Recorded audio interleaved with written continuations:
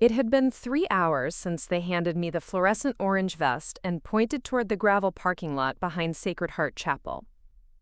3 hours since my own brother looked me in the eye and said, "Someone reliable needs to handle this, and honestly, you're the only one without anything important to do." The silk dress I'd bought specifically for his wedding was already dusty at the hem. Before we jump back in, tell us where you're tuning in from, and if this story touches you, make sure you're subscribed, because tomorrow, I've saved something extra special for you. My heels kept sinking into the soft earth between the makeshift parking spaces.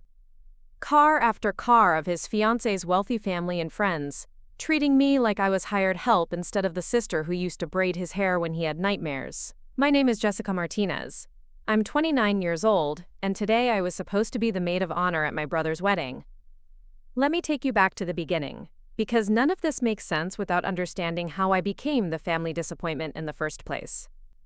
Growing up in Bakersfield, California, my brother Ryan and I were everything to each other.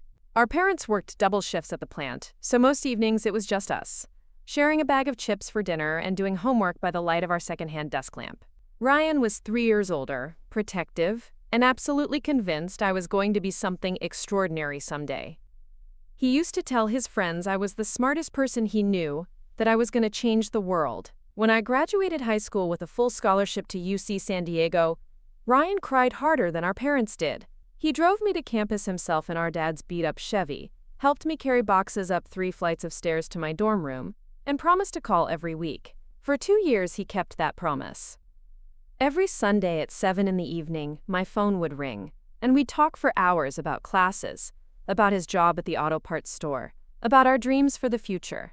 Then everything changed. It was my junior year when I made the decision that would alter the trajectory of my entire life. I was studying international relations, planning for graduate school, maybe law school after that. I had internships lined up, professors who believed in me, a clear path toward the kind of life our parents could never have imagined. But something was missing. I felt restless, disconnected from any real purpose. I'd spend hours reading about conflicts around the world, about injustice and suffering, and I couldn't shake the feeling that studying these problems from the safety of a classroom wasn't enough. That's when I met Chief Petty Officer Sarah Hendricks at a campus career fair. She wasn't there recruiting for the Navy. She was actually visiting her daughter, but when she overheard me talking to a friend about feeling like my education was too theoretical, too removed from real impact, she approached me. We talked for 2 hours that day about service, about using your skills where they matter most, about the difference between talking about making a difference and actually doing it. 6 months later, I was in boot camp at Great Lakes Naval Training Center. I'd deferred my senior year, much to the horror of my academic advisors, and enlisted in the Navy with a specialty track that would eventually lead me to intelligence work. My family thought I'd lost my mind. Ryan was furious, not because he didn't support the military, but because he couldn't understand why I was throwing away everything I'd worked for. Our parents were confused and hurt, convinced I was running away from something. The truth was, I wasn't running away.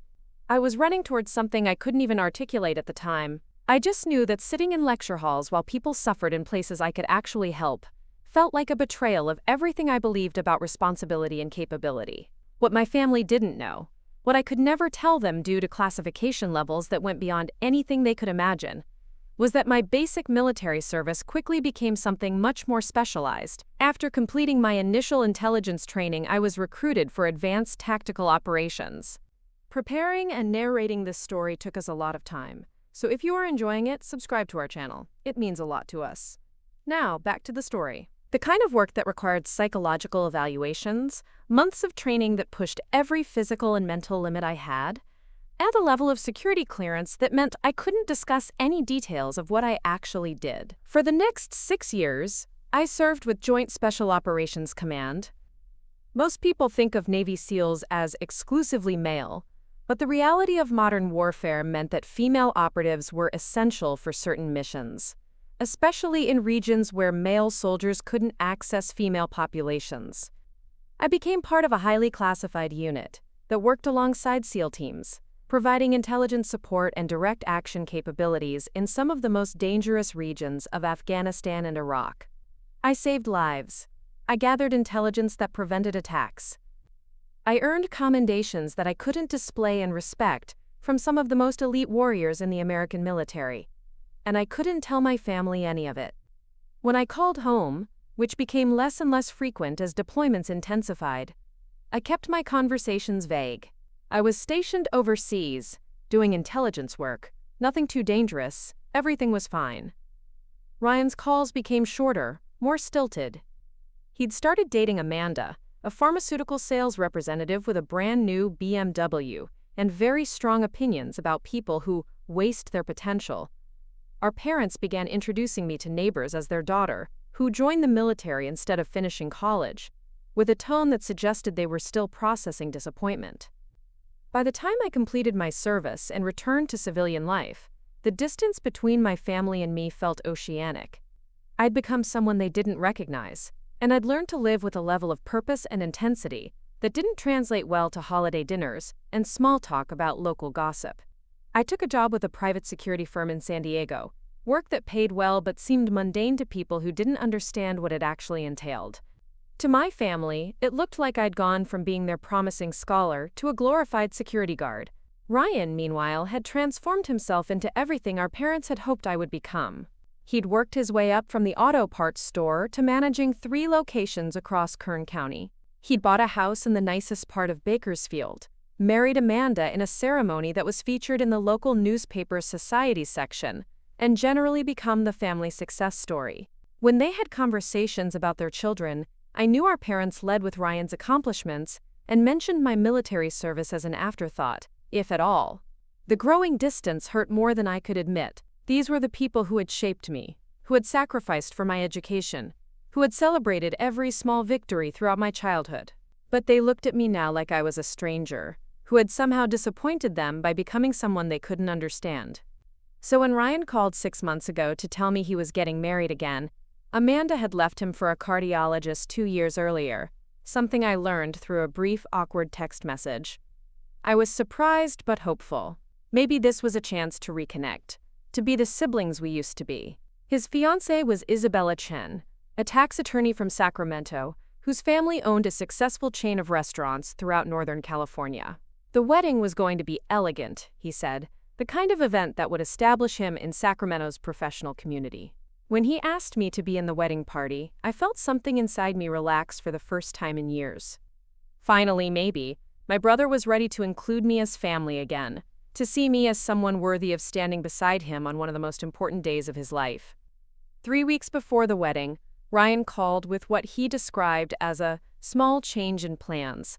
Isabella's sister had flown in early from New York, and they decided she should be the maid of honor instead. It made more sense, he explained, since she and Isabella were so close, and since she understood the social dynamics better. But he still had an important role for me. Someone needed to coordinate the parking situation, make sure the venue stayed organized, handle any logistical issues that came up. It was a crucial responsibility, he said, and he trusted me to manage it properly. I should have seen it for what it was. I should have recognized the pattern that had been building for years, the way my family had slowly redefined my worth based on their limited understanding of who I'd become. But I wanted so desperately to be included, to matter to them again, that I convinced myself this was still meaningful participation. I told myself that Ryan was right, that someone did need to handle these details, and that maybe this was his way of acknowledging my organizational skills and reliability. The morning of the wedding, I arrived at Sacred Heart Chapel 2 hours early, wearing the navy blue silk dress I'd chosen carefully to complement the wedding colors without upstaging anyone. I'd had my hair done professionally, bought new shoes, even got a manicure for the first time in years. I wanted to look like I belonged, like I was someone worth including in this celebration. Isabella's family had already taken over the bridal preparation area, a flurry of expensive dresses and professional makeup artists. When I introduced myself as Ryan's sister, Isabella's mother, Mrs. Chen, looked me up and down with the kind of assessment that made me feel like I was being priced at a yard sale. "Oh, you're the one handling the parking," she said, not unkindly, but with the dismissive politeness people use when talking to service providers. "The vests are in the back room. The grounds crew will show you where everything goes." That's when the reality hit me. I wasn't a member of the wedding party who happened to be helping with logistics. I was the hired help who happened to be related to the groom. The vest was a disaster. Bright safety orange, too large, with parking coordinator printed in bold letters across the back. When I put it on over my silk dress, I looked like someone who'd gotten lost on the way to a construction site. But what choice did I have? The guests were already starting to arrive. Expensive cars pulling up the circular drive, and someone did need to direct them to the appropriate spaces. For the next 3 hours, I stood in the California sun, directing Mercedes and Audis and one particularly obnoxious Tesla, whose owner insisted I personally guarantee that no one would so much as breathe on his paint job. Isabella's relatives and family friends treated me with the casual indifference people reserve for invisible service workers. They handed me keys without making eye contact, made jokes about hoping the help wouldn't lose anything important, and generally acted like I was part of the venue's amenities rather than a human being with feelings. The worst part wasn't the dismissive treatment from strangers. It was watching my own family participate in it. Ryan, resplendent in his custom tuxedo, introduced me to people as my sister, she's helping out today, with a tone that suggested I was doing him a favor rather than being honored as his family member. Our parents, dressed in their finest clothes and clearly proud to be associated with such an elegant event, seemed almost embarrassed when people realized their connection to the parking attendant. By the time the ceremony began, I was sweaty, dusty, and questioning every decision that had led me to this moment. I stood at the back of the chapel during the service, still wearing that ridiculous vest because there hadn't been time to change, watching my brother promise to love and honor someone who had allowed me to be treated like hired help at their wedding. When the minister asked if anyone had objections, I bit my tongue so hard I tasted blood. The reception was worse. I was stationed back in the parking area, making sure late arrivals could find spots and that no one blocked the catering vehicles. I could hear music and laughter drifting from the reception hall, could see through the windows as my family celebrated without me. Every so often, someone would come outside to smoke or take a phone call, and they'd look at me with that particular mixture of pity and dismissal that made me want to disappear entirely. Around 7 in the evening, just as I was beginning to think I could escape without causing a scene, 3 black SUVs pulled up the drive in a formation I recognized immediately. Government plates, tinted windows, the kind of tactical spacing that suggested the occupants were either very important or very dangerous. My heart started pounding, not from fear, but from a recognition that ran bone deep. The lead vehicle stopped directly in front of me, and when the driver's door opened, I nearly dropped the clipboard I'd been clutching all day. Chief Petty Officer Sarah Hendricks stepped out, now wearing the uniform of a Master Chief. Her ribbons and insignia, marking her as someone who had risen to the highest levels of the Navy's Special Operations community.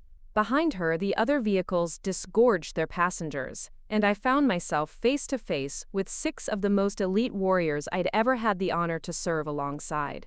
Master Chief Hendricks looked at me, taking in the orange vest, the dusty dress, the clipboard full of parking assignments, and her expression shifted from confusion to something much harder. "Petty Officer Martinez," she said, using my old rank with a tone that carried 6 years of shared history, "what in God's name are you doing directing traffic at a wedding?" I couldn't speak. Seeing them here, in this context, after spending the day being treated like I was invisible, felt like 2 different worlds colliding with enough force to shatter everything I thought I understood about my place in both of them. Behind Master Chief Hendricks, I recognized faces I hadn't seen since our unit was disbanded 3 years ago. Rodriguez, who had pulled me out of a burning building in Kandahar. Thompson, who had trusted me to coordinate intelligence during a hostage rescue that saved dozens of lives. Williams, who had recommended me for a commendation I couldn't tell my family about. "Ma'am," I managed, my voice barely above a whisper. "I didn't know you were invited." She raised an eyebrow. "We're not. We're here for Chief Warrant Officer Thompson's son. Apparently he's marrying into the Chen family today." She gestured toward Thompson, who stepped forward with a confused expression.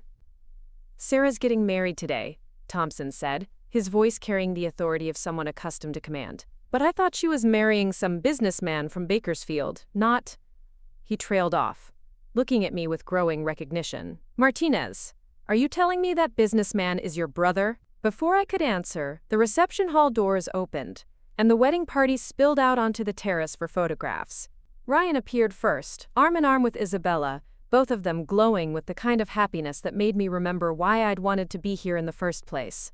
Behind them came the rest of the wedding party, our parents, and a stream of guests who had come outside to enjoy the cooler evening air.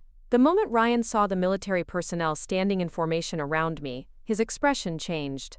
I watched confusion flicker across his face as he tried to process why his parking attendant's sister was apparently acquainted with what looked like a group of high-ranking military officials. Isabella's father, Mr. Chen, approached first, his businessman's instincts recognizing authority when he saw it. "Gentlemen, ladies," he said with the smooth professionalism of someone accustomed to important meetings. "I don't believe we've been introduced. Are you here for the reception?" Master Chief Hendricks stepped forward, her bearing unmistakably military, her presence commanding attention from everyone within earshot. "Sir, we're here for family," she said, her voice carrying across the terrace with parade ground clarity. "We came to pay our respects to one of the finest warriors it's ever been our honor to serve alongside." She turned to face me, and in front of everyone who had spent the day treating me like I was invisible, she rendered a perfect military salute. One by one, the rest of my former team followed suit. 6 elite special operations personnel, standing at attention in their dress uniforms, saluting the woman everyone thought was good enough to park cars but not sophisticated enough to participate in family celebrations. The silence that followed was absolute. I could hear my own heartbeat, could feel the weight of every assumption that had been made about me throughout the day crashing down like a house of cards in an earthquake. Ryan's face had gone completely white. Isabella looked like she was trying to solve a puzzle with half the pieces missing. Our parents stood frozen, their expressions shifting from confusion to something that might have been recognition. Mr. Chen was the first to speak. "I'm sorry," he said, his voice carefully controlled, "but I think there's been some misunderstanding. This is Jessica. She's been helping with parking coordination today." Master Chief Hendricks looked at him with the kind of measured patience military leaders develop when dealing with civilians who don't understand what they're seeing. "Sir, this is Petty Officer Martinez, Naval Intelligence Joint Special Operations Command. She's been decorated twice for valor in combat zones and recommended for the Navy and Marine Corps Commendation Medal for actions that I still can't discuss in public." She turned back to me, her expression softening just slightly. "Martinez, when Thompson told us his daughter was marrying someone from Bakersfield, and that someone had a sister who'd served, we thought we'd surprise you. We had no idea we'd find you working parking detail at your own family's wedding." The questions came all at once. Ryan, stepping forward, his voice tight with something between confusion and anger. "Jess, what is she talking about? You were intelligence? You never said anything about special operations." Our mother, her hands pressed to her chest like she was trying to hold her heart in place. "Jessica, honey, we thought you did basic military service. You never told us about any decorations." Isabella, looking between me and the uniformed personnel like she was trying to reconcile 2 completely different versions of reality. "I don't understand." Ryan said his sister had trouble finishing college and ended up in the military because she didn't have other options. That last comment hit me like a physical blow. I looked at my brother, the person who had once believed I would change the world, and saw the truth written across his face. This wasn't a misunderstanding or a miscommunication. This was how he had chosen to explain me to the woman he loved. Not as someone who had made difficult choices in service of something larger than herself, but as someone who had failed at everything else and settled for military service as a last resort. Master Chief Hendricks must have seen something change in my expression, because her voice took on an edge that suggested she was rapidly losing patience with the entire situation. "Mr. Martinez," she said, addressing Ryan directly, "your sister coordinated intelligence operations that saved American lives. She served in forward operating bases where most people wouldn't last a week. She earned the respect of some of the most elite warriors in our military, and she did it all while maintaining operational security that meant she couldn't discuss any of it with her family." She paused, looking around at the assembled wedding guests with the kind of authority that made everyone pay attention whether they wanted to or not. "The fact that you've spent today treating her like hired help tells me more about your family's priorities than it does about her worth." Rodriguez stepped forward, his voice carrying the slight accent that had made him legendary for his ability to blend in anywhere we were deployed. "Permission to speak freely, Master Chief?" She nodded. Petty Officer Martinez once spent 16 hours in a hostile zone coordinating extraction for wounded personnel. She took incoming fire to ensure everyone made it home safely. She's the reason some of us are here today to salute her. He looked directly at Ryan. "Your sister is a hero, man. Maybe start treating her like one." I felt something shift inside me, something that had been compressed and silent for years, suddenly expanding with each word. These people, these warriors I had served alongside, saw me clearly. They knew who I was, what I had sacrificed, what I had accomplished. And they were angry on my behalf in a way that felt like coming home after years of being lost. But it was Thompson who delivered the final, devastating blow to every assumption that had been made about me.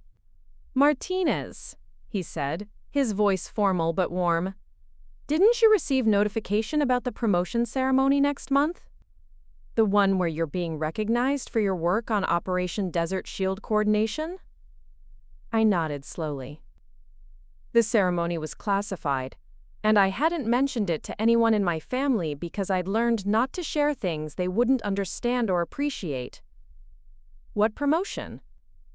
Ryan asked, his voice barely above a whisper. Thompson looked at him with the kind of expression military personnel reserve for people who have just revealed their own ignorance. "Your sister is being promoted to Chief Petty Officer and receiving a classified commendation for intelligence work that I still can't discuss in detail. The ceremony is being attended by personnel from 3 different branches of the military. The weight of these revelations settled over the wedding party like fog rolling in from the ocean. I could see people recalculating everything they thought they knew about me, trying to reconcile the woman they'd dismissed as the family disappointment with the person being honored by some of the most elite military personnel in the country. Mrs. Chen, who had earlier dismissed me as just someone handling parking, now looked like she was trying to disappear into her designer dress. Several of Isabella's relatives, who had made jokes about the help throughout the day, suddenly found their shoes very interesting. The wedding photographer, who had been capturing candid moments of the reception, now had his camera trained on our group like he was documenting a historical event. But it was my brother's reaction that mattered most. Ryan stood there in his perfect tuxedo, looking between me and the uniformed personnel like he was seeing me for the first time in years. And maybe he was. Maybe we all were. "Jess," he said finally, his voice thick with something that might have been regret, "why didn't you tell us about any of this?" For the first time all day, I found my voice. Not the quiet, accommodating voice I'd been using to direct parking and avoid conflict, but the voice I'd developed over 6 years, of making decisions under pressure, of coordinating operations where lives depended on clarity and confidence. "Because you never asked," I said, pulling off the orange vest and letting it fall to the ground between us.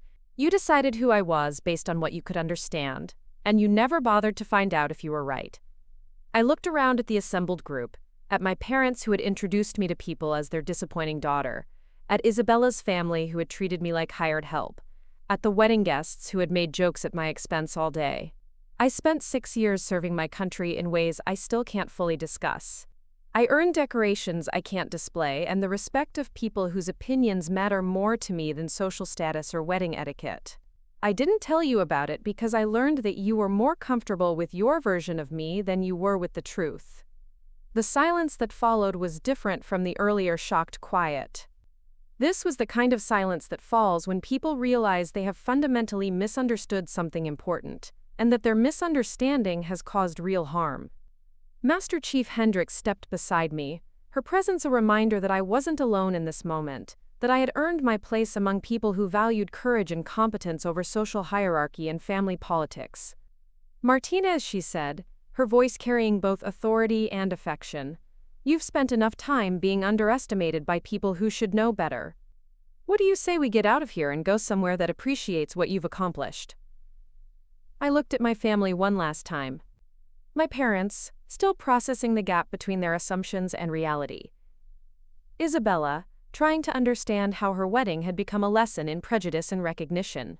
And Ryan, my brother, the person who had once promised to support my dreams, now forced to confront how completely he had abandoned that promise. "I think that sounds perfect, Master Chief," I said, straightening my shoulders and stepping away from the orange vest that had symbolized everything wrong with this day. "I'm ready to go home." As we walked away from the wedding reception, Master Chief Hendricks fell into step beside me, while the rest of my former team flanked us in a loose formation that felt both protective and familiar. Thompson pulled out his phone and made a quick call, speaking in the clipped, efficient tones I remembered from mission briefings. Within minutes, he'd arranged for us to meet at a quiet restaurant downtown, away from the chaos and judgment we'd just left behind. The drive gave me time to process what had just happened. Sitting in the passenger seat of Rodriguez's rental car, watching the Sacramento suburbs roll past, I felt like I was emerging from some kind of fever dream. For 6 hours, I had allowed myself to be diminished, to accept treatment that I would never have tolerated in any other context. And it had taken my former commanding officers showing up unexpectedly to remind me of who I actually was. "Martinez," Rodriguez said, glancing at me in the rearview mirror. "I have to ask, how long has your family been treating you like that?" I stared out the window, watching strip malls and chain restaurants blur together. "It's been gradual," I said finally. "When I first enlisted, they were confused but supportive. When I couldn't talk about my deployments, they assumed I was doing basic intelligence work. When I came back and took the security job, they decided I'd somehow failed to live up to my potential." Williams, who was sitting in the back seat with me, shook his head. "Your potential? You coordinated 3 separate extraction operations under direct fire. You speak 4 languages fluently and can read tactical situations better than officers with twice your experience. What exactly did they think your potential was?"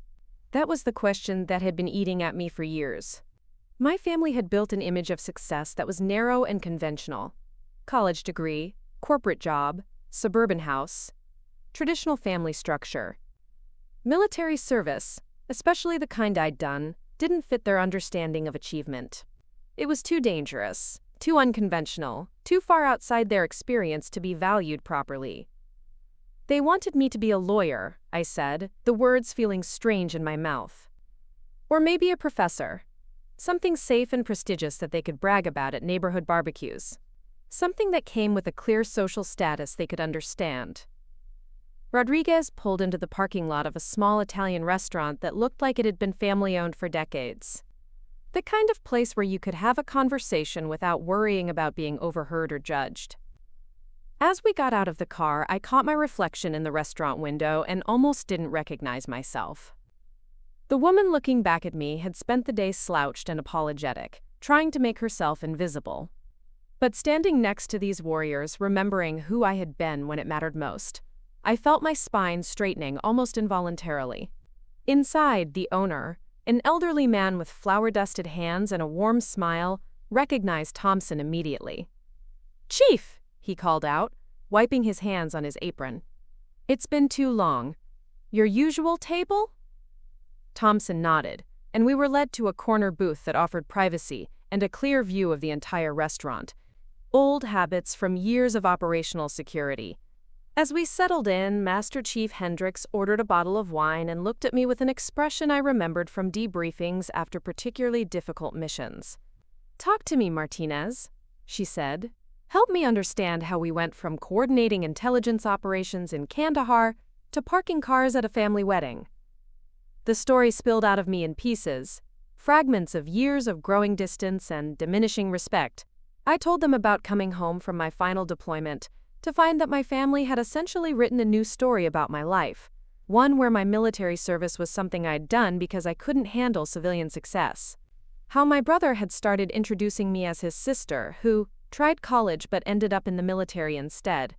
How my parents had begun describing my career in vague, apologetic terms that suggested they were embarrassed by choices they didn't understand. "The worst part," I said, accepting a glass of wine that I probably shouldn't have after the emotional earthquake of the day, "is that I started believing it.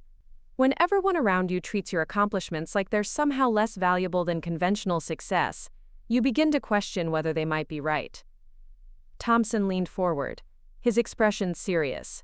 "Martinez, do you remember Operation Sandstorm? I nodded. It had been one of our most complex missions, a hostage situation in a compound outside Kabul, where intelligence coordination meant the difference between a successful rescue and a complete disaster. You managed communication between 4 different units, coordinated air support, and provided real-time intelligence updates for 6 straight hours, he continued. When the building started taking indirect fire, you stayed at your station and kept everyone connected until every single hostage was safely extracted. The mission commander said afterward that without your coordination, we would have lost people. Williams picked up the thread. The commendation letter said you demonstrated, quote, exceptional courage and tactical expertise under extreme pressure. That's not language they use lightly, Martinez. That's recognition for actions that saved American lives. I felt tears threatening, but they weren't the same defeated tears I'd been fighting all day. These came from a place of recognition, of being seen clearly by people whose opinions I trusted completely. Then why? I asked, my voice barely above a whisper. Do I feel like such a failure when I'm with my family? Master Chief Hendricks reached across the table and covered my hand with hers. Because they're judging you by standards that have nothing to do with actual worth, she said. Military service, especially at your level, requires sacrifices that civilians can't understand. You gave up conventional markers of success to serve something larger than yourself. That's not failure, Martinez. That's heroism. Rodriguez signaled the waiter for another bottle of wine. You know what I think happened? I think your family got scared. You became someone they couldn't control or fully understand. It's easier to diminish your accomplishments than to admit they might not be qualified to judge them. The conversation that followed was unlike anything I'd experienced in years. For the first time since returning to civilian life, I was talking to people who understood not just what I had done, but what it had cost me to do it. They knew about the nights when you wake up calculating exit routes from your bedroom, about the way you automatically catalog potential threats in every new environment, about the strange guilt that comes from missing the clarity and purpose of military life while simultaneously being grateful to be safe. Thompson's phone buzzed, and he glanced at it with the quick efficiency of someone accustomed to urgent communications. Interesting, he said, looking up at our group. That was my daughter, Sarah. Apparently, the wedding reception has turned into quite a discussion about military service and family respect. I felt my stomach tighten. What kind of discussion? The kind where several guests are asking questions about how they treated you today, he said with a slight smile. According to Sarah, your brother has been trying to explain to people why he never mentioned that his sister was a decorated military intelligence specialist. It's not going well for him. Part of me felt vindicated. After years of being misrepresented and undervalued, there was satisfaction in knowing that Ryan was finally being forced to confront the gap between his version of me and reality. But mostly I felt exhausted. The emotional whiplash of the day, from humiliation to recognition to anger to something approaching peace, had left me feeling wrung out and strangely empty. I should probably go back, I said without much conviction. Try to smooth things over. Make sure the wedding doesn't become completely about this drama. Master Chief Hendricks raised an eyebrow. Martinez, with respect, why is it your responsibility to manage other people's discomfort with the truth? The question hit me like cold water. For years, I had been automatically taking responsibility for other people's emotional reactions to my choices. When my family was confused by my military service, I'd made myself smaller to ease their discomfort. When they couldn't understand my work, I'd stop talking about it rather than risk making them feel ignorant. When they'd constructed a narrative about my life that diminished my accomplishments, I'd allowed it because challenging it would have created conflict. Because that's what I always do, I said slowly, the realization forming as I spoke. I manage everyone else's feelings about my life choices. I make myself convenient for them, even when it means becoming invisible. Williams shook his head. That's not your job, Martinez. Your job was to serve your country with honor. Which you did. Your job now is to live your life authentically, not to make other people comfortable with decisions they wouldn't have the courage to make themselves. The restaurant had filled up during our conversation, Families and couples enjoying Saturday evening dinners, their conversations mixing with the gentle clatter of dishes and silverware. Normal people living normal lives, probably dealing with their own family complications and personal struggles, but somehow managing to treat each other with basic respect and recognition. I watched a teenage girl showing her grandparents photos on her phone, their faces lighting up with pride and interest as she explained whatever accomplishment she was sharing.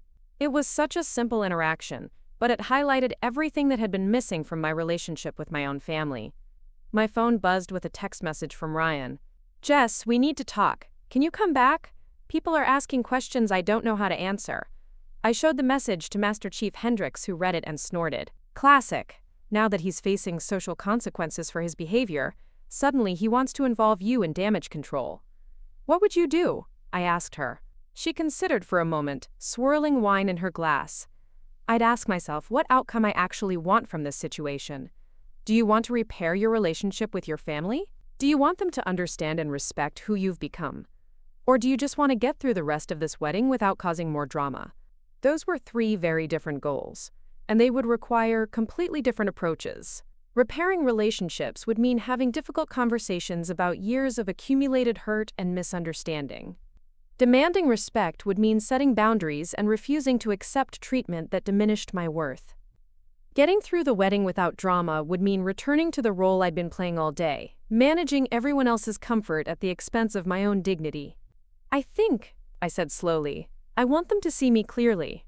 Not the version of me they've constructed to make themselves feel better about choices they don't understand, but who I actually am." Thompson nodded approvingly. "That's a worthy goal. But it's going to require you to stop protecting them from the truth about their own behavior." Rodriguez pulled out his phone and scrolled through what appeared to be official military communications. "Martinez, there's something else you should know. Remember Colonel Patterson from Joint Operations?" I nodded. Colonel Patterson had been our commanding officer during some of our most complex missions. A woman whose strategic thinking and leadership had earned respect throughout the special operations community. "She's been nominated for promotion to Brigadier General," Rodriguez continued, "and she specifically requested permission to include your commendation in her promotion ceremony. She wants to highlight personnel who exemplified the best of Joint Operations intelligence work." The significance of this hit me like a physical force. Having your work highlighted in a general's promotion ceremony was recognition at the highest levels of military leadership. It meant that people whose judgment shaped national security policy considered my service exceptional enough to showcase as an example of excellence. "When is the ceremony?" I asked. 3 weeks, Rodriguez said. "Pentagon. Full dress uniform required. Media coverage, the whole thing." I stared at him, trying to process this information. In 3 weeks, I would be standing in one of the most prestigious venues in American military life, being recognized for service that represented the highest levels of commitment and capability. And earlier today, my own family had thought I was qualified only to direct parking. Master Chief Hendricks watched my reaction carefully. "This is who you are, Martinez. This is the reality of your accomplishments and the respect you've earned from people who understand what they're evaluating. Don't let anyone convince you to be smaller than that." My phone buzzed again, this time with a call from Ryan. I looked at the screen, then at the faces around the table. These people knew me. They had seen me under pressure, had trusted me with responsibilities that could affect mission outcomes and human lives. They understood what I had sacrificed and what I had achieved. I answered the call. "Jess, thank God," Ryan said, his voice tight, with something between panic and frustration. "Where are you? Isabella's father is asking questions about your military service that I can't answer. Some of the guests are saying things about how we treated you today. I need you to come back and help me explain the situation." "What situation?" I asked, my voice steady in a way that surprised me. "This confusion about your career. People are acting like you're some kind of war hero, and I'm trying to explain that it's more complicated than that." The words hit me with crystal clarity. Even now, even after everything that had happened, Ryan was still trying to manage the narrative about my life to protect his own image. He wasn't calling because he'd realized he'd been wrong about me. He was calling because other people's recognition of my worth was creating social problems for him. "Ryan," I said, and my voice carried 6 years of operational authority, "I'm not coming back to help you manage other people's opinions about my military service. If you can't explain what I've accomplished, maybe that says more about your knowledge of your sister than it does about other people's confusion." There was silence on the other end of the line. When he spoke again, his voice had an edge that I remembered from childhood arguments, the tone he used when he wasn't getting his way. "Jess, you're being dramatic. Yes, maybe we didn't handle things perfectly today, but you have to understand that this is my wedding. Isabella's family has certain expectations about how things should go, and having military people show up making speeches about heroism and valor, it's just not the tone we were trying to set. The tone they were trying to set. As if my actual accomplishments were somehow inappropriate for polite company. As if recognition of my service was a social inconvenience that disrupted their carefully curated celebration. I looked around the table at my former teammates, these warriors who had seen me at my best and my worst, who knew exactly what kind of person I was when everything mattered most. Their expressions told me they could hear every word of Ryan's side of the conversation, and their faces reflected the same disbelief I was feeling. "Ryan," I said, my voice quiet but carrying absolute finality, "enjoy your reception. I hope you and Isabella have a wonderful marriage. But I'm done pretending that my life's work is something to be ashamed of, just to make your social events more comfortable." I hung up before he could respond. The silence at our table was broken by slow, deliberate applause from Williams. "Outstanding," he said with genuine admiration. "That's the Martinez I remember from Kandahar." Master Chief Hendricks raised her glass. "To Jessica Martinez, who serves with honor whether people recognize it or not." The toast that followed felt like reclaiming something I'd lost without realizing it. These people saw me clearly, valued me appropriately, and reminded me that my worth wasn't determined by my family's limited understanding of my choices. As we prepared to leave the restaurant, Thompson's phone rang again. This time, when he answered, his expression shifted to something more serious. "Yes, sir," he said, his voice taking on the formal tone reserved for conversations with superior officers. "She's right here with us." He looked at me. "Martinez, this is for you. Admiral Richardson wants to speak with you directly." Admiral Richardson was Thompson's commanding officer, a man whose strategic thinking and leadership had shaped special operations policy throughout the Middle East. I had briefed him directly during several high-priority missions, but he had never called me personally. I took the phone with hands that were suddenly unsteady. "Petty Officer Martinez?" Admiral Richardson's voice was warm but carried unmistakable authority. "Chief Thompson has been updating me on your situation. I want you to know that what happened today at your family event is completely unacceptable, and it reflects a civilian misunderstanding of military service that we take very seriously." "Sir," I began, but he interrupted gently. "Martinez, let me finish. Your service record is exemplary, and your upcoming commendation represents recognition at the highest levels of our command structure. What concerns me is that you've apparently been living in an environment where that service is undervalued or misunderstood." He paused, and I could hear papers rustling in the background. "I'm calling because I want you to know that if you're interested in returning to active duty, there are positions available that would utilize your skills and experience at a level commensurate with your capabilities. We have openings in strategic intelligence that would allow you to continue serving while building the kind of career that reflects your actual potential."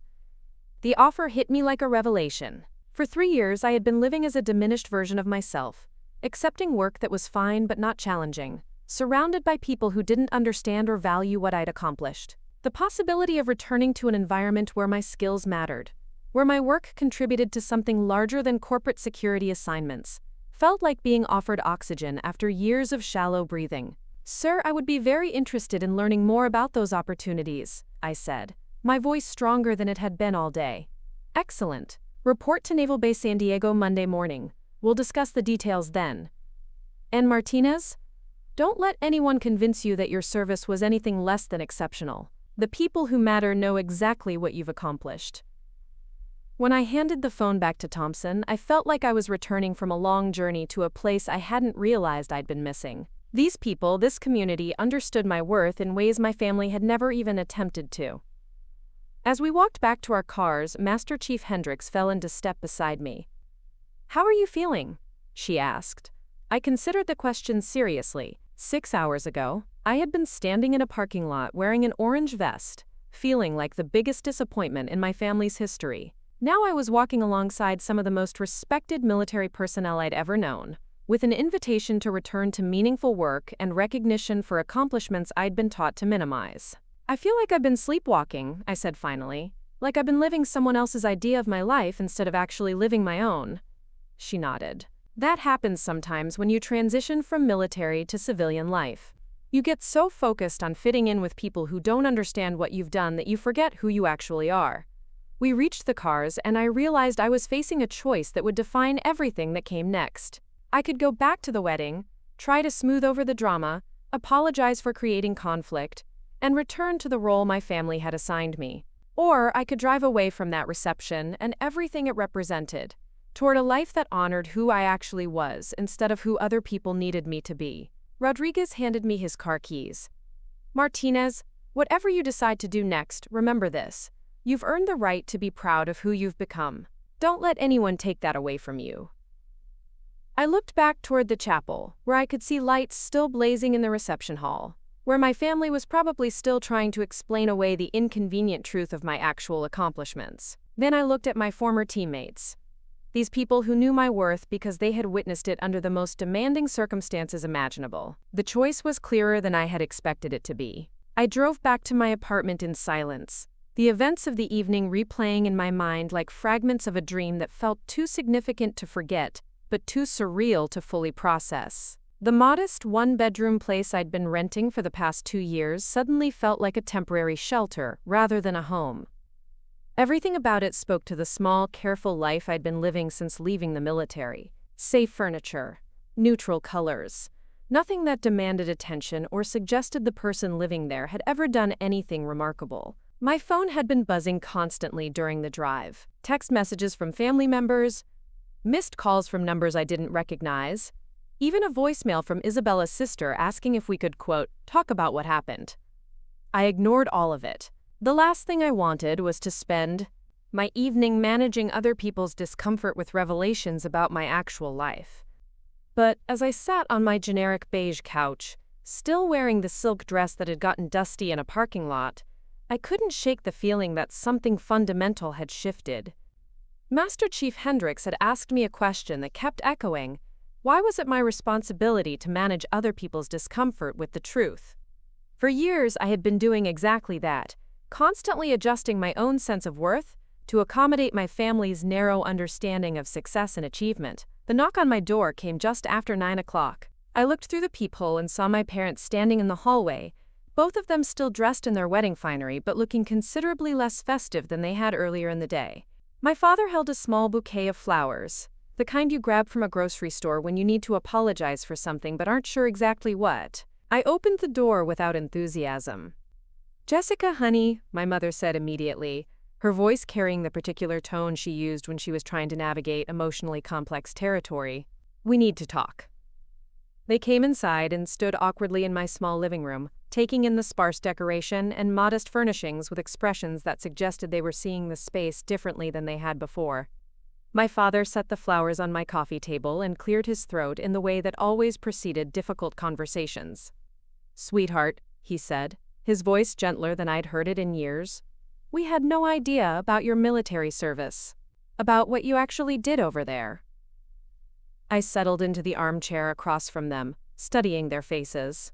They looked genuinely confused and somewhat shaken, like people who had just discovered that someone they thought they knew well had been living a completely different life. "What did you think I was doing?" I asked, keeping my voice neutral. My mother twisted her hands in her lap. "We thought you were doing administrative work, maybe some basic intelligence analysis. When you said you couldn't talk about your job, we assumed it was just standard military security procedures, not because you were involved in anything dangerous or important." "You never asked for details," I pointed out. "When I came home from deployments, You never wanted to hear about what I'd experienced or what my work involved. You seemed relieved when I kept things vague. My father shifted uncomfortably. We didn't want to pry into classified information. And honestly, Jessica, we were worried that if we knew too much about the dangerous aspects of your service, we'd spend every day terrified for your safety. It was a fair point, and one I hadn't fully considered.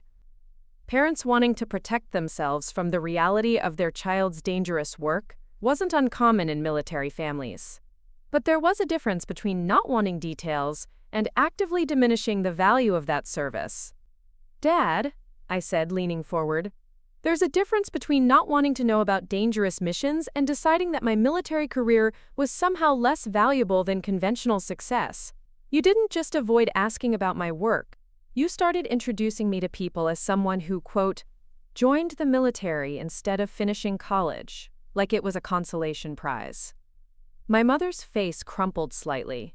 We didn't mean it that way, honey. We were just trying to explain why you weren't following the path we'd all expected. People would ask about your education, about your career plans, and we didn't know how to answer without going into details we didn't understand. So you made up a story that made my choices sound like failures, I said, feeling 6 years of accumulated frustration rising in my chest. You could have said I was serving my country. You could have said you were proud of my military service. Instead, you created a narrative where I was someone who couldn't hack it in civilian life. The conversation that followed was unlike any we'd ever had as a family. For the first time, I spoke honestly about how their reactions to my career had affected me. I told them about the pride I'd felt when I was selected for specialized training, about the satisfaction of work that genuinely mattered, about the deep sense of purpose that had driven me to extend my service beyond my initial commitment. More importantly, I talked about the slow erosion of self-confidence that had happened when I came home to find that my family couldn't see any of that value. How their assumptions about my life had gradually convinced me that maybe my military accomplishments weren't as significant as I'd thought. How I'd started defining myself through their limited understanding rather than my own experience and the recognition of my peers. My mother cried during parts of this conversation, not the delicate tears of social embarrassment, but the deep, body-shaking sobs of someone confronting the reality that they had inadvertently hurt someone they loved. My father sat quietly, occasionally asking questions that revealed how little he actually knew about modern military service and the complex skill sets required for intelligence work. Jessica, he said at one point, his voice thick with something that might have been regret. I think we were scared. When you enlisted, it felt like you were rejecting everything we'd worked to give you. The education, the opportunities, the chance for a safer, more predictable life. We didn't understand that you were choosing something that required those same qualities, but applied them in ways we'd never imagined. It was the closest thing to an apology I'd received from either of them, and it came with the recognition that their reaction to my choices had been about their own fears and limitations, rather than any real assessment of my decisions. The thing is, I said, feeling something ease in my chest, I needed you to trust that I was capable of making good decisions about my own life. When you couldn't do that, when you decided that my choices must be mistakes because they didn't match your expectations, it made me start questioning my own judgment. We talked until nearly midnight, and by the end of the conversation, something had shifted between us. Not a complete repair of years of misunderstanding, but at least an acknowledgement that the misunderstanding had been real and had caused genuine harm. My parents left with promises to learn more about military service, and with what seemed like genuine commitment to understanding my career, rather than simply categorizing it as a deviation from their plans. But the conversation with my parents was only the beginning of the ripple effects from the wedding confrontation. Over the next few days, I heard from relatives and family friends who had been at the reception, people who wanted to express embarrassment about how I'd been treated, and curiosity about my actual military background. My cousin Maria called to tell me she'd always suspected there was more to my story, and had been frustrated by the family's dismissive attitude toward my service. My father's brother, who had served in Vietnam, reached out to say he'd been trying to convince my parents for years that they were underestimating my military career. Most surprisingly, I received a call from Isabella's aunt, a woman I'd barely spoken to at the wedding but who had apparently been watching the evening's events with considerable interest. Jessica, she said when I answered, her voice warm but carrying an undertone of what might have been shame. I wanted to apologize for my family's behavior at the reception. The way we treated you was inexcusable, and I've been thinking about it constantly since Saturday. I wasn't sure how to respond. Apologies from wedding guests hadn't been on my list of expected outcomes from the confrontation. Mrs. Chen, I said carefully, I appreciate you calling, but you weren't personally involved in any of the problems. Wasn't I? She asked. I stood by and watched you being treated like hired help. I laughed along with jokes about the help, without bothering to learn anything about who you actually were. That makes me complicit in behavior that I'm ashamed of now. She paused, and I could hear the sound of papers shuffling in the background. I've been doing some research since Saturday night, she continued, about Navy intelligence operations, about women in special operations support roles, about the kind of training and selection processes required for that work. I had no idea what I was looking at when those military personnel showed up to honor you. The conversation that followed was both educational and healing. Mrs. Chen, it turned out, was a retired federal prosecutor who understood something about careers that required discretion and personal sacrifice in service of larger goals. She asked thoughtful questions about my transition to civilian life, about the challenges of maintaining operational security while trying to maintain family relationships, about the strange isolation that could come from doing work that couldn't be fully shared or explained. What strikes me, she said near the end of our conversation, is how much strength it must have taken to endure being undervalued by people who should have known better. Lesser people would have broken confidentiality just to prove their worth. It was a perspective I hadn't considered. I'd been so focused on my family's failure to recognize my accomplishments that I hadn't thought about the integrity required to maintain operational security, even when doing so meant accepting their diminished opinion of my work. The real tragedy, Mrs. Chen continued, is that Isabella's family could have learned so much from you. We're business people, used to dealing with contracts and negotiations, and relatively low-stakes competition.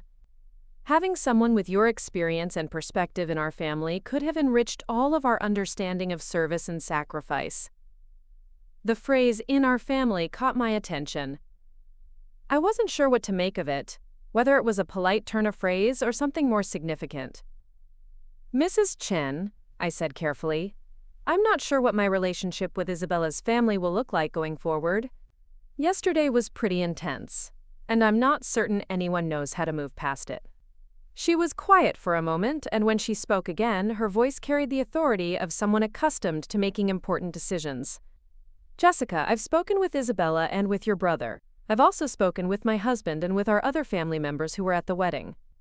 We're all in agreement that what happened Saturday was unacceptable, and that we want to find ways to make it right. What does that mean? I asked. It means we'd like to invite you to dinner next week, not as Ryan's sister who helps with parking, but as a person we'd like to know better. It means we want to hear about your service, your current work, your plans for the future. It means we want to treat you like family, instead of like someone whose presence requires explanation or management. The invitation was unexpected and generous, but it also highlighted something that had been bothering me since Saturday night. Everyone was focused on repairing relationships and moving forward, but no one was addressing the fundamental issue that had created the problem in the first place. My family's inability to see my worth hadn't developed overnight, and it wouldn't be solved with a single conversation or dinner invitation. Mrs. Chen, I said, I appreciate the invitation, and I'll consider it. But I need you to understand that what happened Saturday wasn't just a misunderstanding or a communication problem. It was the result of years of my family deciding that my choices were somehow inferior to their expectations. That's not something that gets fixed with one dinner. You're absolutely right, she said without hesitation, and I'm not suggesting that it can be. What I'm suggesting is that some of us are ready to do the work of actually getting to know you, rather than continuing to make assumptions based on incomplete information. After we hung up, I sat in my apartment thinking about the strange turns my life had taken in just a few days. Saturday morning, I had been the family disappointment, someone whose presence at important events required explanation, and whose work was treated as a source of mild embarrassment. Now I was fielding apology calls from wedding guests, and dinner invitations from people who wanted to understand my actual story, But the most significant change wasn't in how other people were treating me, it was in how I was beginning to see myself. The conversation with Admiral Richardson had reminded me that there were environments where my skills and experience were valued highly, where my work contributed to missions that mattered on a national scale. The recognition from my former teammates had reinforced that my military service had been exceptional by any reasonable standard. Most importantly, I was starting to remember what it felt like to live without constantly diminishing myself to accommodate other people's comfort levels. Tuesday morning, I drove to Naval Base San Diego for my meeting with Admiral Richardson. The familiar sights and sounds of the base, the crisp efficiency of military protocol, the sense of being surrounded by people who understood dedication and competence, felt like returning to a language I'd been forced to stop speaking. Admiral Richardson's office overlooked the harbor, and as I waited for our meeting to begin, I watched Navy vessels moving through the water with the precise coordination that characterized all military operations. There was something deeply satisfying about being back in an environment where excellence was expected rather than explained away. When Admiral Richardson entered, I stood and rendered proper military courtesy, feeling muscle memory kick in after years of civilian informality. He returned the salute and gestured for me to sit, his expression warm but serious. "Martinez," he said, settling behind his desk, "I've been reviewing your service record and talking with personnel who worked with you during your deployments. The consensus is unanimous. You're exactly the kind of person we need in strategic intelligence positions." He opened a file folder and spread several documents across his desk. "I have 3 different opportunities I'd like you to consider. All of them would utilize your language skills, your tactical analysis experience, and your proven ability to work effectively with special operations teams." The positions he described were everything I hadn't realized I was missing. Challenging work that mattered, colleagues who understood the demands and rewards of military service, career advancement based on merit and performance, rather than social connections or conventional credentials. As he spoke, I felt something that had been dormant for years beginning to stir back to life. "Sir," I said when he finished outlining the opportunities, "all of these positions sound incredibly appealing. But I have to ask about the timing. Would I need to make a decision immediately?" He leaned back in his chair, studying my expression. "Martinez, let me be direct. You're dealing with family situations that have apparently undervalued your service for years. That's not uncommon among military personnel who transition to civilian life in communities that don't understand what we do. But it can be damaging if it goes on too long." He gestured toward the harbor visible through his window. "Out there, you're evaluated based on your actual capabilities and contributions. Your work either saves lives or it doesn't. Your intelligence either supports mission success or it doesn't. There's clarity in that kind of environment that can be very healing after years of having your worth questioned by people who aren't qualified to make that assessment." His words resonated with something deep in my chest, a recognition of truth that I'd been avoiding for months. The civilian job I'd taken was fine, but it didn't challenge me or utilize the skills I'd developed through years of specialized training. More importantly, it surrounded me with people who saw my military background as an interesting biographical detail rather than as preparation for meaningful work. "Admiral," I said, feeling more certain with each word, "I'd like to accept one of these positions. The strategic intelligence role working with joint operations teams sounds like exactly what I've been missing." He smiled and pulled out paperwork that suggested he'd been hoping for that answer. "Excellent. You'll start with a 2-week refresher course, then move into operational assignments. Martinez, I think you're going to find that being back in an environment that recognizes your capabilities makes a significant difference in how you see yourself." As I drove home from the base, I felt like I was returning from more than just a meeting. I was returning from years of accepting a diminished version of myself, years of allowing other people's limitations to define my sense of worth and possibility. The woman who had parked cars at her brother's wedding felt like someone I'd once known but had grown beyond. That evening, I called Ryan, not because I was ready to repair our relationship, but because I was ready to establish new terms for how we would interact going forward. "Jess," he said when he answered, his voice immediately taking on the careful tone people use when they know they're in trouble but aren't sure exactly how much. "I'm so glad you called. We really need to talk about what happened at the wedding." "We do," I agreed. But probably not in the way you're expecting. I told him about my meeting with Admiral Richardson, about the job offer, about my decision to return to active military service in a role that would utilize my skills and experience at the highest levels. I explained that I wouldn't be available for family events that required me to minimize my accomplishments or accept treatment that didn't reflect my actual worth. "Jess," he said when I finished, his voice carrying a note of something that might have been panic. "You're overreacting. Yes, maybe we could have handled things better at the wedding, but you're talking about making major life changes based on one difficult day."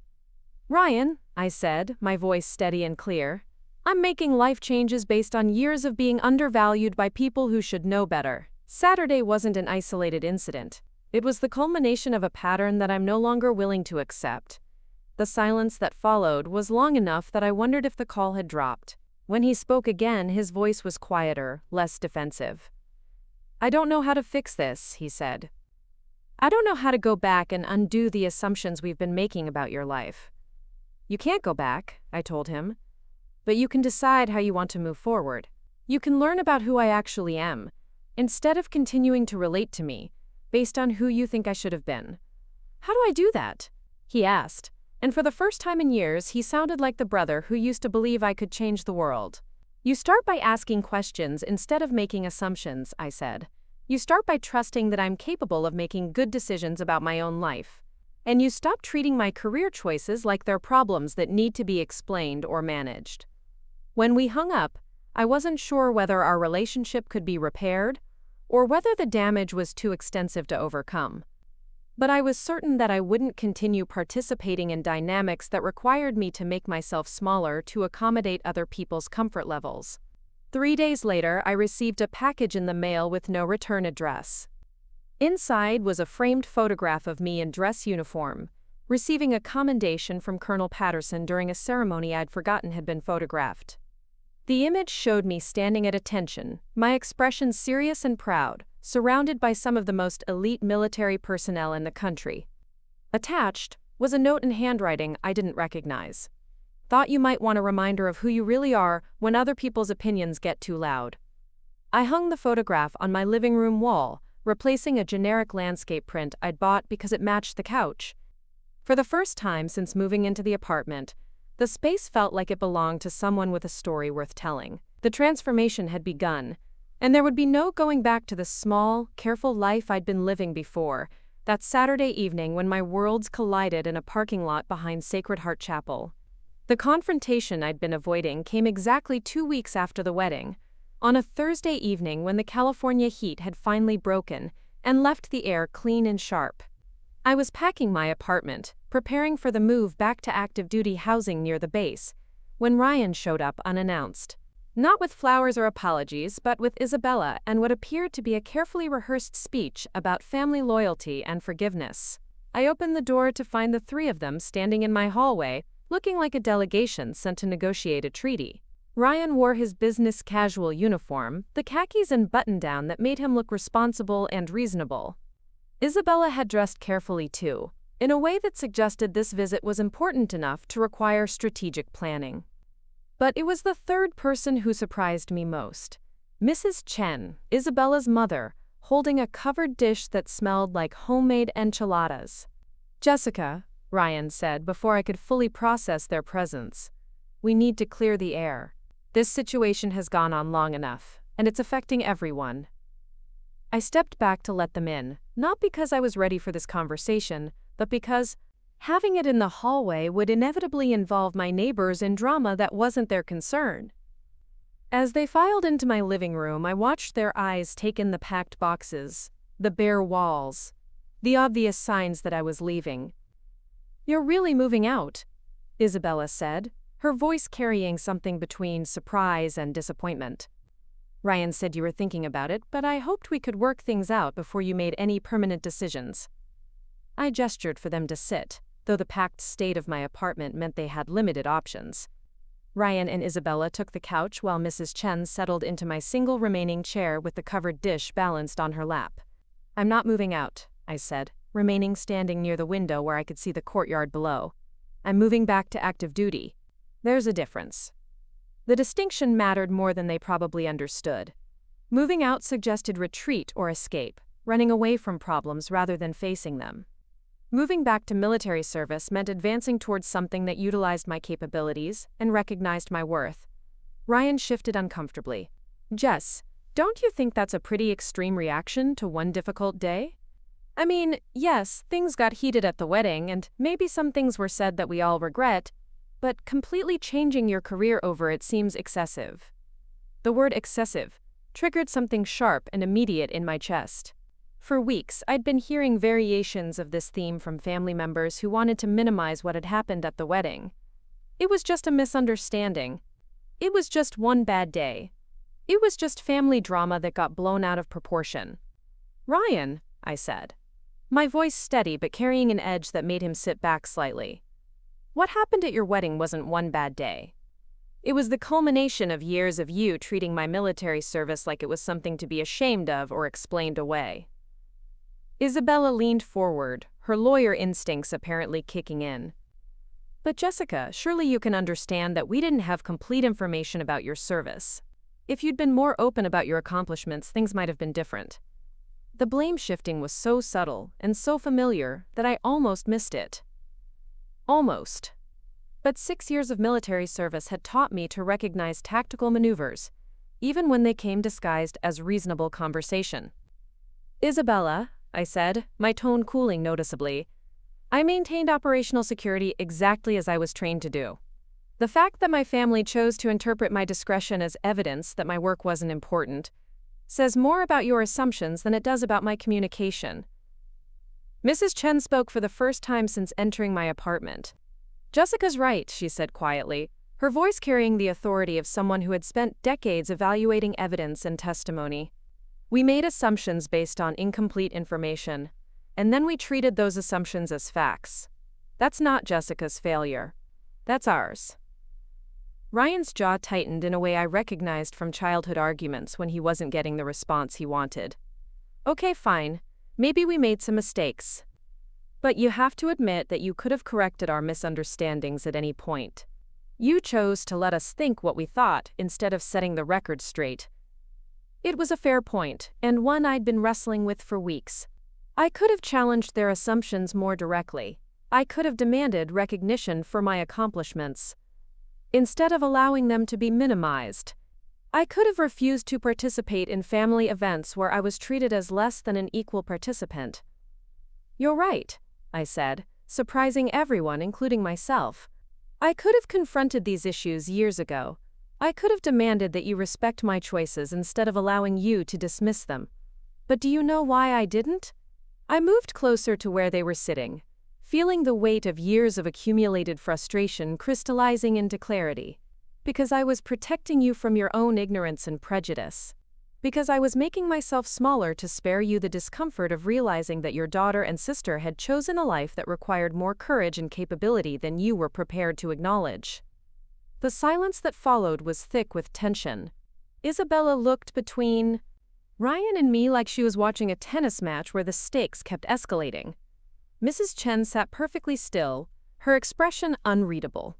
Ryan stood up abruptly, his carefully controlled demeanor finally cracking. So now we're the villains? Now we're ignorant and prejudiced because we worried about you? Because we wanted you to have a safe, stable career, instead of risking your life in some war zone? No, I said, my voice rising to match his. You're not villains for worrying about me. You're villains for deciding that because my choices scared you, they must be mistakes. For treating my service like it was something I did because I couldn't handle real success. For making me feel ashamed of accomplishments that other people consider heroic.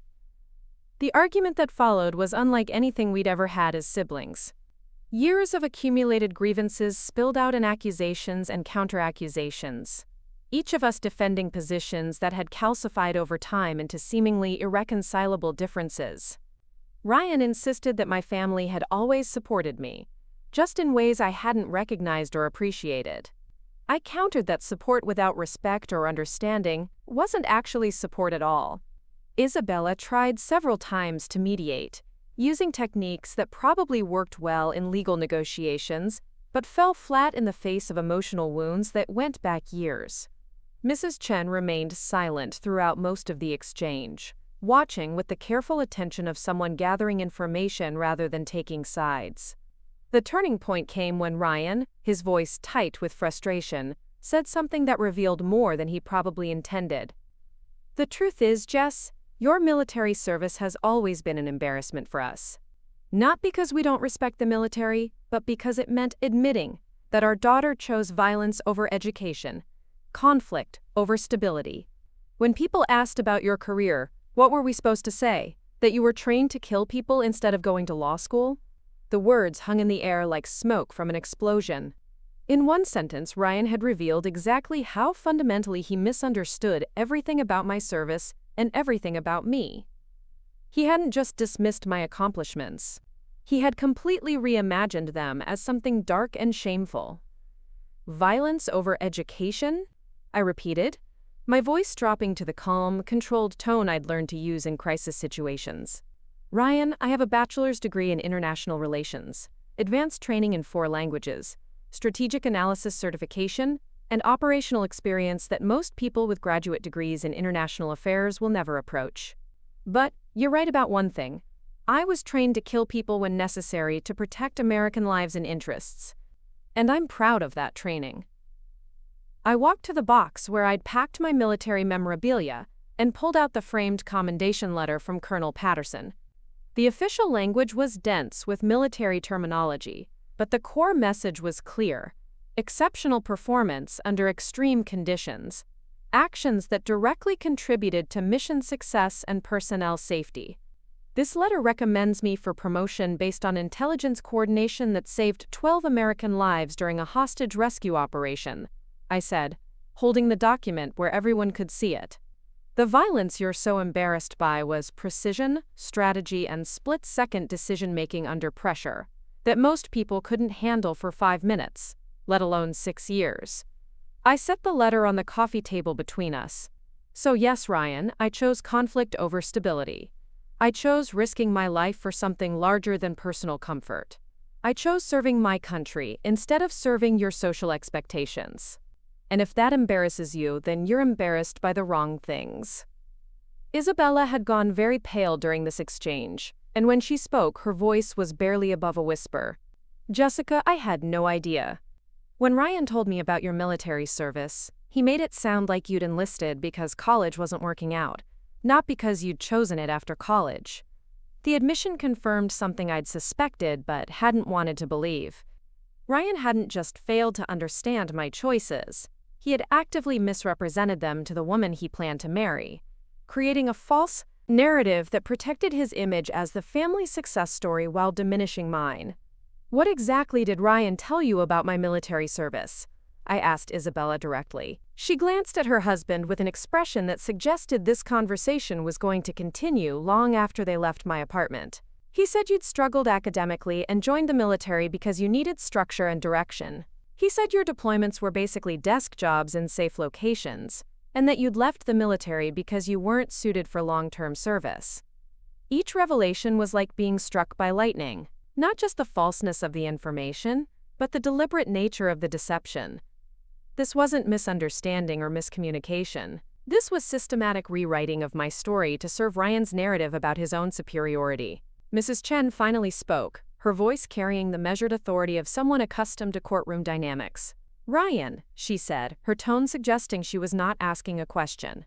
"You lied to your wife about your sister's military service." "I didn't lie," Ryan said defensively. "I interpreted what I knew based on the information Jessica provided." "No," Mrs. Chen continued, her voice gaining strength. "You constructed a false narrative because the truth didn't serve your purposes. There's a significant difference." The confrontation shifted then, from an argument between siblings to something more fundamental. Isabella began asking Ryan direct questions about other things he'd told her, about our family, about me, about his own relationship with truth and representation. It became clear that the pattern of minimizing my accomplishments to elevate his own status wasn't limited to Saturday's wedding disaster.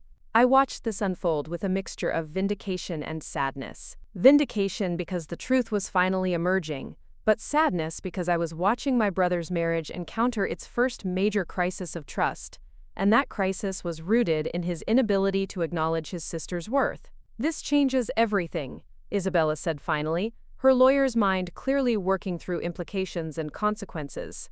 "Ryan, you've been letting me and my family treat Jessica badly based on information you knew was incomplete at best and deliberately misleading at worst." "Isabella," Ryan said, his voice taking on a pleading quality I'd never heard from him before, "you have to understand that Jessica's military career has always been complicated for our family. We didn't know how to process it or present it in social situations. So you decided to lie about it instead," she said flatly. Mrs. Chen stood up, still holding the covered dish she'd brought. "Jessica," she said, her voice warm but firm, "I owe you an apology that goes far beyond what happened at the wedding. We treated you badly based on false information, but we should have made an effort to learn the truth instead of accepting someone else's version of your story." She handed me the dish. "I brought these for you because I wanted to acknowledge that you deserved better from all of us. But now I realize that food isn't an adequate response to this level of disrespect and misrepresentation." I accepted the dish, touched by the gesture even as I struggled to process the implications of everything that had been revealed. "Mrs. Chen," I said, "I appreciate your apology, but the bigger issue here is that your daughter is married to someone who systematically misrepresented his own sister to protect his social image. That's not something enchiladas can fix." Isabella had been silent during this exchange, but when she spoke, her voice carried a hardness I hadn't heard from her before. "Ryan," she said, not looking at him, "we're leaving. Jessica, I'm sorry for everything. Not just the wedding, but for the months of preparation, where I accepted a false story about who you were, instead of insisting on getting to know you myself." She stood and walked toward the door, then turned back. "I hope you'll consider maintaining some relationship with our family despite everything that's happened, but I understand if you can't." After they left, I sat in my nearly empty apartment surrounded by boxes and the echoes of confrontations I'd been avoiding for years. The silence felt different than it had before, not empty but clean, like air after a storm has passed. My phone rang almost immediately. Master Chief Hendricks, checking in as she'd promised to do every few days since the wedding. "Martinez," she said when I answered, "you sound different. What happened?" I told her about the visit, about the revelations, about watching my brother's marriage encounter its first major crisis because of his inability to represent me honestly to his wife. "How do you feel about that?" she asked when I finished. I considered the question seriously. 6 months ago, I would have felt guilty about causing problems in Ryan's marriage. I would have blamed myself for not managing the situation more carefully, for not preventing the conflict that had just unfolded in my living room. "I feel relieved," I said, surprising myself with the honesty of the answer. "I feel like the truth is finally out, and I don't have to carry the weight of other people's lies about my life anymore." "That's the Martinez I remember," she said with unmistakable approval. "The one who could see situations clearly and make decisions based on facts rather than other people's comfort levels."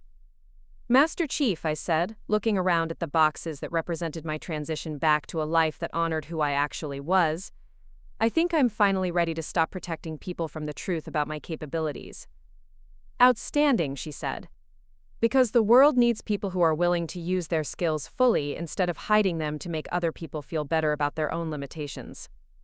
When we hung up, I finished packing with a sense of purpose I hadn't felt in years. In 2 weeks, I would report for duty in a role that challenged me intellectually and strategically.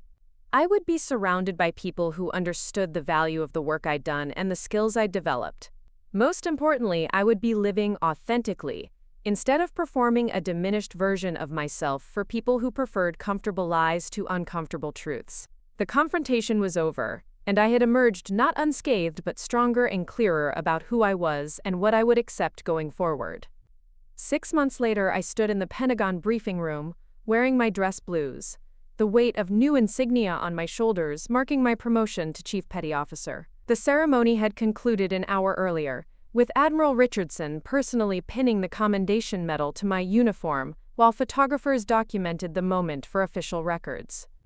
The citation read in part, "For exceptional intelligence coordination resulting in the successful extraction of personnel from hostile territory and demonstrating the highest standards of naval service."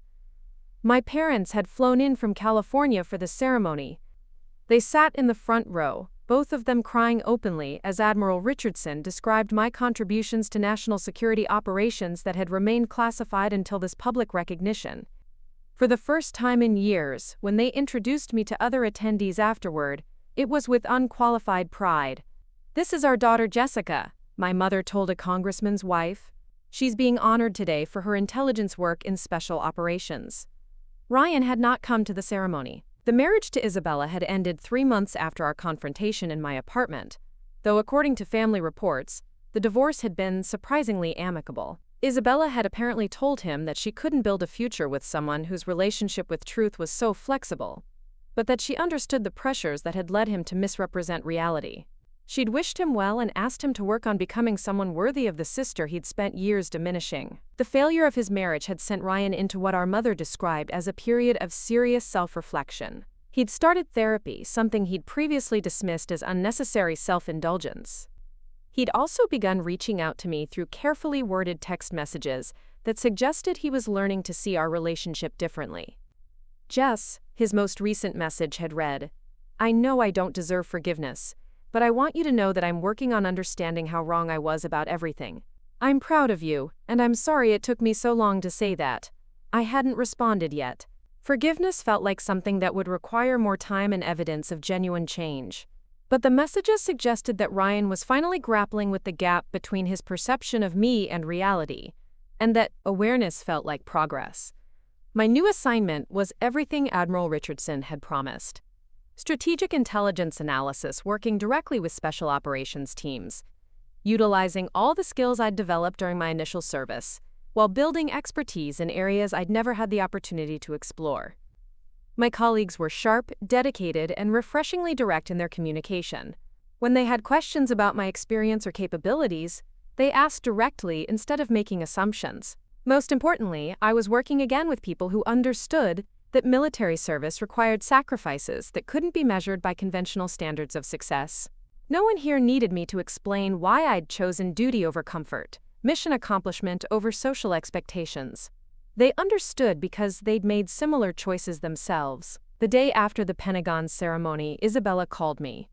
I almost didn't answer, uncertain whether I was ready for whatever conversation she might want to have. But something about the timing of her call, coming just after the public recognition of my service, made me curious about her perspective. "Jessica," she said when I picked up. "I watched the ceremony coverage on the Navy's website. I wanted to congratulate you and to tell you something I should have said months ago." I waited, letting her set the direction of the conversation. "Watching you receive that commendation, hearing the Admiral describe your service, I realized how completely I failed to see who you actually were," she continued. "But more than that, I realized how much Ryan's deception cost both of us. I could have had a sister-in-law whose experience and perspective enriched my understanding of the world.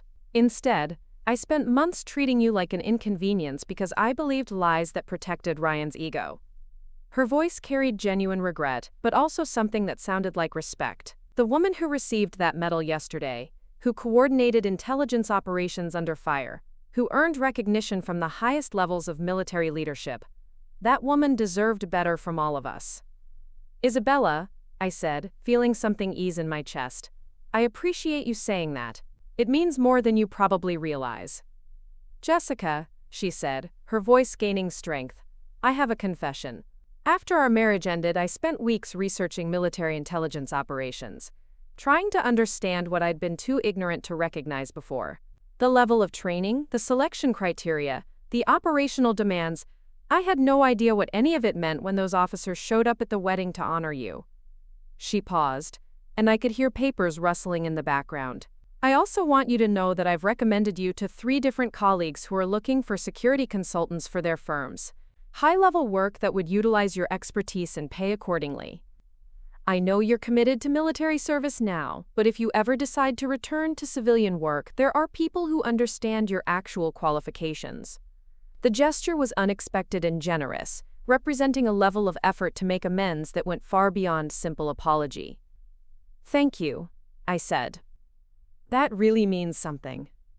After we hung up, I walked through my new quarters on base, taking in the sparse but functional furnishings that characterized military housing. Unlike my previous civilian apartment, this space felt intentional rather than temporary. The few personal items I'd chosen to display told the story of someone who had earned her place through competence and dedication, rather than someone trying to blend in with expectations she couldn't meet. The framed photograph from Colonel Patterson's ceremony held a place of honor on my desk, but now it was surrounded by new images. Pictures from the Pentagon ceremony, letters of recommendation from commanding officers, certificates of completion from advanced training courses, evidence of a life lived fully and authentically. That evening, Master Chief Hendricks called to check in, as she'd been doing regularly since my return to active duty. "How are you settling in, Martinez?" she asked. "It feels like coming home," I said, and meant it. Not just to military life, but to being myself without explanation or apology. "That's what I hoped to hear," she said with satisfaction. "You know, when we found you in that parking lot 6 months ago, I was angry on your behalf. But now I think that moment might have been exactly what you needed to remember who you actually were." She was right. The humiliation of that Saturday afternoon had been devastating, but it had also been clarifying. It had forced me to confront the gap between my actual worth and the diminished version of myself I'd been accepting. More importantly, it had reminded me that there were environments where my capabilities were valued and communities where my service was understood. "Master Chief," I said, "I wanted to thank you. Not just for showing up that day, but for reminding me that I didn't have to live as a smaller version of myself just to make other people comfortable." "Martinez," she said, her voice carrying the warmth of genuine affection, "you never needed anyone's permission to be extraordinary. You just needed to remember that you already were." 3 weeks later, I received a package from Ryan. Inside was a scrapbook he'd apparently been working on for months, filled with newspaper clippings about military service, articles about women in special operations, and pages of what looked like research notes about intelligence work and strategic analysis. The final page contained a handwritten letter. "Jess," it read, "I can't undo the years I spent misunderstanding and misrepresenting your service. But I can learn to see you clearly going forward. I'm proud of who you've become, and I'm sorry it took me so long to say that publicly. I hope someday you'll trust me enough to tell me about your experiences, not so I can judge them, but so I can understand the sister I've been too blind to see." The letter was signed simply "Your Brother," with a postscript that made me smile despite everything. "P.S. I told everyone at work about your commendation ceremony. They're all impressed, and I'm finally proud to be known as Jessica Martinez's brother instead of the other way around." I set the scrapbook on my desk next to the other mementos of my military service. Not as a symbol of forgiveness, which would come later if it came at all, but as recognition that people could change when they were finally ready to see truth instead of comfortable fiction. Standing in my quarters that evening, looking out at the base where I would continue serving something larger than personal comfort or social expectations, I felt the deep satisfaction that comes from living authentically. The woman who had parked cars at her brother's wedding was gone, replaced by someone who understood her own worth and refused to negotiate it away for other people's convenience. For the first time in years, I was exactly where I belonged. Up next, you've got 2 more standout stories right on your screen. If this one hit the mark, you won't want to pass these up. Just click and check them out.